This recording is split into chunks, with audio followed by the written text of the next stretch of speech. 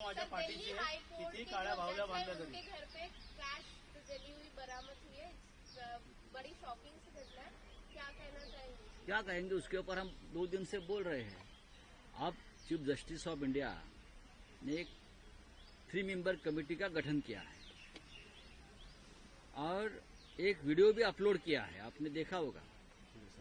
Justice Verma के घर में जो कैश मिली है और कैश को आग लगी है, कैश जल गई है, वो एक वीडियो दिल्ली पुलिस कमिश्नर ने भी अपलोड किया है और चीफ जस्टिस ने भी अपलोड किया है।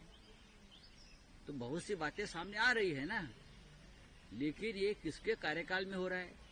न खाऊंगा न खाने दूंगा कहने वाले नरेंद्र मोदी जी के समय में इस प्रकार से हमारी जुडिशियरी में एक जज के घर में इस प्रकार से 15-15, 20-20 करोड़ मिल रहा है। लगता है कि एक दिन की कमाई है सब। लेकिन इस चीज को ऐसा बताया जा रहा है कुछ मात्रा में मिला है। ये मात्रा का जो आंकड़ा है वो बताया नहीं जा रहा। मात्रा मीन्स ऐसा है, ये मात्रा एक दिन की कमाई का है हाईकोर्ट जज के।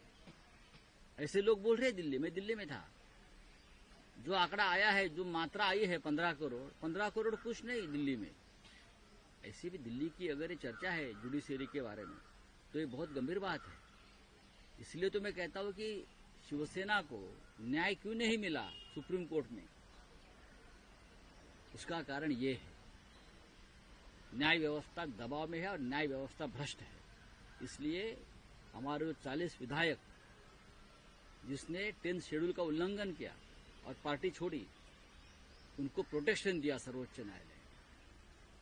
और एक घटना बाह्य सरकार, अनकॉन्स्टिट्यूशनल सरकार को भी समर्थन दिया सर्वोच्च न्यायालय ने। उसका कारण यही है जो कल आपने एक बंगले में जो कैश मिली है, ये कारण है।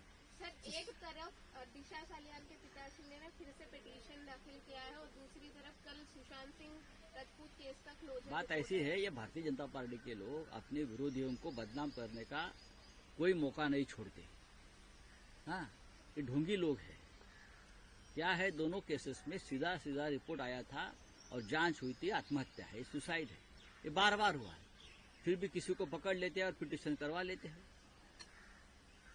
बात ऐसी है भाई, अगर भारतीय जनता पार्टी की नाड़ा खोलेंगे तो पूरे नंगे हो जाएंगे ये। लेकिन राजनीति में ये बात नहीं चलती।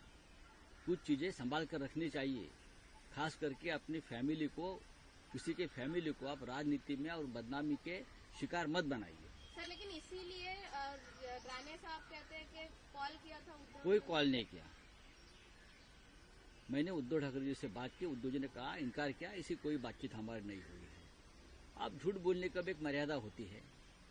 ऐसा कोई कॉल नहीं हुआ है। जिसने कॉल लगाया था मिस्टर नार्वेकर, उसने भी कहा मैंने ऐसा कोई कॉल लगा के नहीं दिया है। सर, सामना में आपने कहा है, अडवाणी के बारे में कहा है, तैमूर के बारे में कहा है। नहीं, औरंगजेब की जो कब्र खोदना चाहते हैं, उखाड़ना चाहते हैं कि उनको जो मुगल आक्रांत है उनका नामो निशान मिटाना चाहते हैं, तो तैमूर को कैसे ये लोग सहन कर रहे हैं? प्रधानमंत्री तो तैमूर का इंतजार कर रहे थे पीएम हाउस में। जब पूरा कपूर खानदान सैफ अली खान के साथ मिलने गया तो प्रधानमंत्री ने पूछा, तैमूर कहाँ है भाई? क्या तैमूर को आप दूध पिलाने वाले थे? हमने तो तैमूर के बारे में कुछ नहीं कहा, आपके पार्टी के लोगों ने विरोध किया था। तो तैमूर चलता है। जिस तरह से औरंगजेब ने अपने बाप को, शाहजहां को कैद किया था, उस तरह से आज अडवाणी भी कैद है, तो उनकी भी चिंता करिए। चलिए। गडकरी जी ने कहा कुछ नेता जो है वो जातीय राजनीति कर रहे हैं। नारायण राणे कहते हैं हम अभी मांग रहे हैं उनसे। बात ऐसी है, गडकरी साहब एक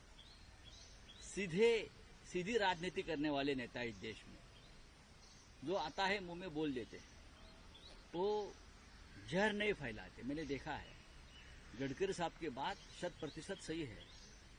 इस देश की जनता, इस राज्य की जनता जातीयवादी नहीं है। नेताओं को जातीयवाद चाहिए। नेतागण जहर फैलाना